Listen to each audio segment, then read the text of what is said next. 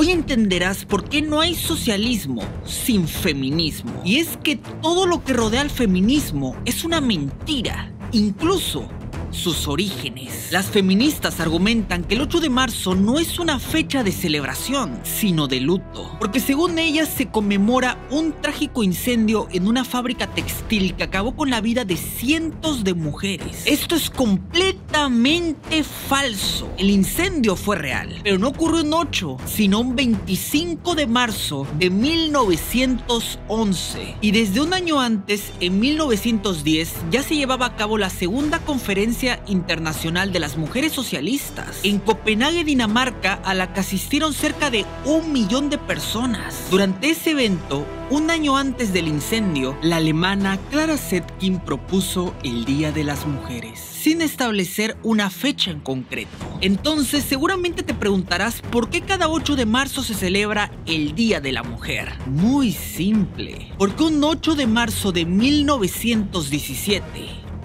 comenzó la Revolución Rusa.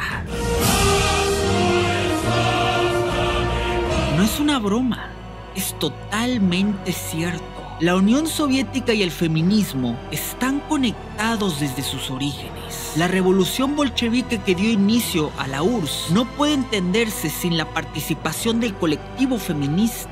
Debido a la escasez de recursos provocado por la Primera Guerra Mundial, un 8 de marzo de 1917, del calendario gregoriano, las mujeres socialistas salieron a manifestarse. Esto ocurrió en la ciudad de San Petersburgo, que en aquel entonces se llamaba Petrogrado y era capital de Rusia. Las mujeres salieron a manifestarse pidiendo pan y algunas el fin del zarismo ruso. Poco a poco las personas se unieron a las protestas y todo se volvió tan grande. Así fue como dio inicio a la primera fase de la Revolución Rusa. ¿Te das cuenta cómo todo lo que rodea al feminismo es una mentira? El motivo por el cual cada 8 de marzo se celebra el Día de la Mujer fue porque en esa fecha su muy entre comillas lucha condujo a la Revolución Rusa y con ello al nacimiento de la todopoderosa Unión Soviética. Y es que verás, las mujeres fueron pieza clave en la formación de la fracasada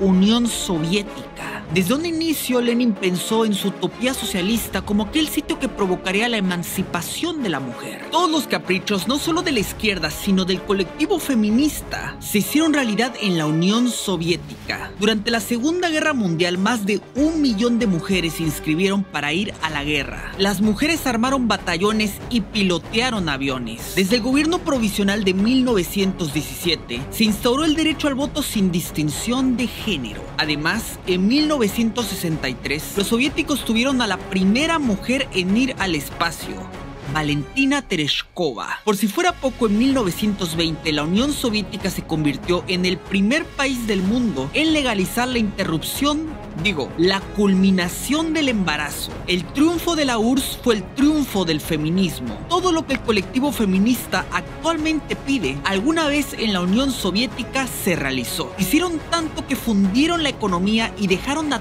todo el país sin comida. Millones perdieron la vida. Durante todo el proceso de la Revolución Rusa, el país perdió a 1,5 millones de personas. Muchas, ¿no? Durante la utopía socialista de Lenin y Stalin, la URSS perdió de hambre y de frío a casi 30. Por guerra, 1,5 millones. De hambre y de frío, 30 millones. ¿Acaso este fue el gran logro del feminismo? Haber provocado el nacimiento de un estado que acabó con 1/4 de la población rusa. ¿Cómo es que no les da vergüenza? Pero esto no fue todo. Lenin puso a las mujeres en altos cargos soviéticos, entre ellas su propia esposa, quien organizó el sistema de educación socialista y también se encargó de crear la red de bibliotecas de la Unión Soviética. Irónicamente, Lenin también puso en puestos de poder a su amante, de nombre Inesa Armand. Era considerada como la mujer más poderosa de Moscú. Fue presidenta del Consejo Económico de Moscú y miembro del Comité Ejecutivo Central de los Soviets. Y en el año de 1920 organizó la primer conferencia internacional de mujeres comunistas. ¿Tú sabes quién también tuvo una excelente relación de amistad con Lenin? Clara Zetkin, ¿la recuerdas? La feminista que en 1910, durante la Conferencia de Mujeres Socialistas, propuso el Día de la Mujer. Ella fue alemana y formó parte de un partido político muy peculiar, el Partido Comunista de Alemania. Pero ojo, su rol dentro del Partido Comunista fue mucho más importante del que te imaginas.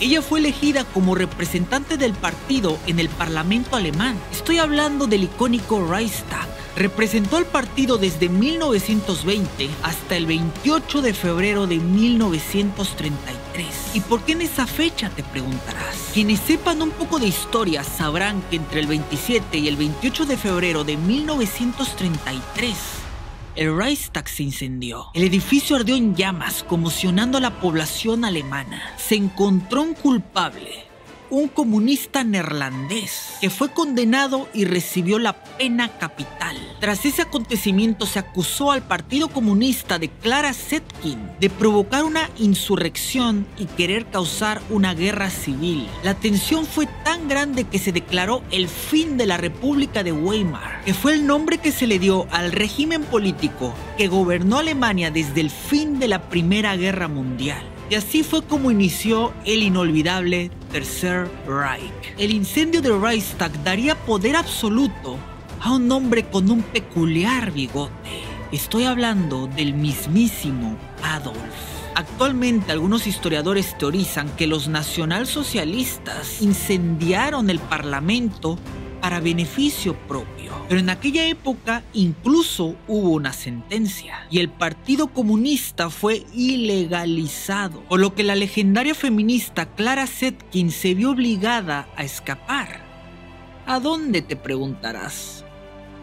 A la Unión Soviética de Stalin, lugar donde simultáneamente los soviets estaban provocando la gran hambruna ucraniana, acontecimiento que fue tan grande que acabó con la vida de más de 7 millones de personas. ¿A que esto no te lo contaron en el colegio, cierto? Como curiosidad podemos ver en esta fotografía que data de 1910 a Clara Zetkin junto a otro de los grandes íconos del feminismo, Rosa Luxemburgo, una marxista declarada que criticaba constantemente a los sectores capitalistas del feminismo, sobre todo a la feminista burguesa. ¿Se dan cuenta cómo hace más de 100 años ya se teorizaba aquella frase que dice que sin feminismo no hay socialismo? De hecho, este socialismo también formó parte del feminismo de la primera ola. Estoy hablando de las sufragistas. Constantemente solemos escuchar que ellas eran diferentes, pero esto es completamente falso. Ellas eran igual de radicales que las actuales. De hecho, Sylvia Pankers, una de las más enigmáticas, hija de la líder y fundadora del movimiento sufragista, no solo se definía como anticapitalista, antiimperialista y socialista, sino que además apoyó la Revolución Rusa y el nacimiento de los soviets. Y por si fuera poco, se enviaba cartas con el mismísimo Lenin, al que de hecho le llamaba camarada. Pero no debería sorprendernos. Feminista siendo feminista. Hablando de íconos del feminismo, llegó la hora de hablar de Simone de Beauvoir. Pocos se comparan con ella. Abiertamente marxista, exponente del existencialismo y precursora del posmodernismo.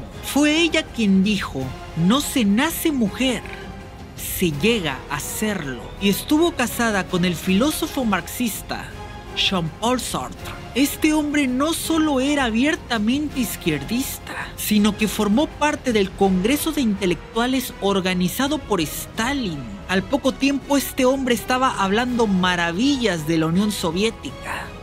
Imagínense nada más. Y hay que decirlo porque es verdad. Stalin fue un dictador, un tirano, un lunático que acabó con la vida de más de 23 millones de personas. A ese señor fue a quien admiraba tanto Simone de Beauvoir como su marido. De hecho, ¿recuerdas esta famosa imagen del Che Guevara? ¿Qué harías si te digo que tanto Simone de Beauvoir como Jean-Paul Sartre estuvieron presentes en el momento en el que se tomó esa foto? Ambos fueron admiradores de la Revolución Cubana, una tiranía que ha destruido la vida de millones de cubanos durante más de 60 años. Pero si crees que esto era suficiente para nuestro dúo dinámico, te equivocas. Ambos eran maoístas, fieles seguidores y admiradores de Mao Zedong, el hombre más malvado del siglo XX, un sujeto que acabó con la vida de más de 80 millones de personas. De hecho, en estas fotografías puedes ver a la pareja repartir el periódico maoísta La Causa del Pueblo en las calles de París en el año de 1970.